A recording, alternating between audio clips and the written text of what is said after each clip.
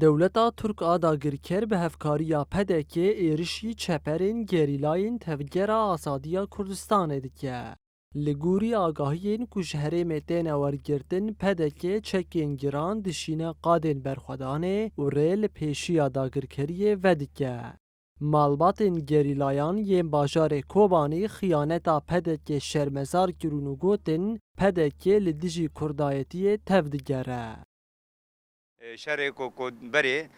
مالا برزاني قدپه خستن وان شران و شرکی برخوادان و شرکی خیانت پیش خستن دنود دیان دا نود پنجان نود هفتان دا قد کیری کرداناتیه و که آن هاجی يعني مالا برزاني جبو برجوان ديوان كاسواتي يانجي اي دولتا تركان و اي آكابه كو هيرو بهفر علاقاتي وان هنا لسر خونان شهيدين كردستاني كو نه هيزان هرکه به یانجی نه هزا هپکه به آگیشتی بیج و هر چهار پارچه کنه اوی هزا به قط وکی ما گفت وانا مخاطب نکرن وانا قبول نکن دامانه تا باشوری کردستان دیگه کتیا گلی کرد و پارستان گلی کردان ده و وکی هپکه جی هلوستی وانا 1014 جی دیار بود دما کو گلی شنگال دکم کوجی را روبرو مداخله کردن به دهان که خورد شهید کردش بو گلی شنگال پاراستان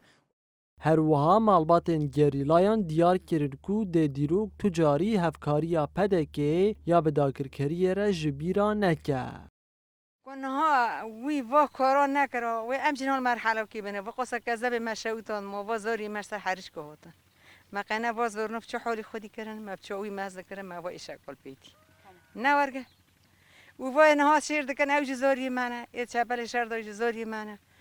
و قصه شهیدی می کو در نماکم شهید خاطر دا وشیر اوج گیزاری منه عجب یوارم سیر خود بتینن ام به زوری ما عجب هیرو بپلتن نپلتن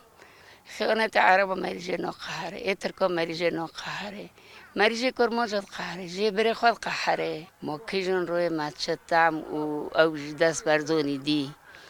آش خیانت پیوا جسلحی کیموی پیوا او شری مادکن سبه حتی باره حالی ترکانن دولتا ترک رو بعد که سرچه آزاد بعد که عسکر مگیته دانه زاری مگیته دانه بینا شنگال المکر ما وی شنگال نفرود که حتی مجی نفروشه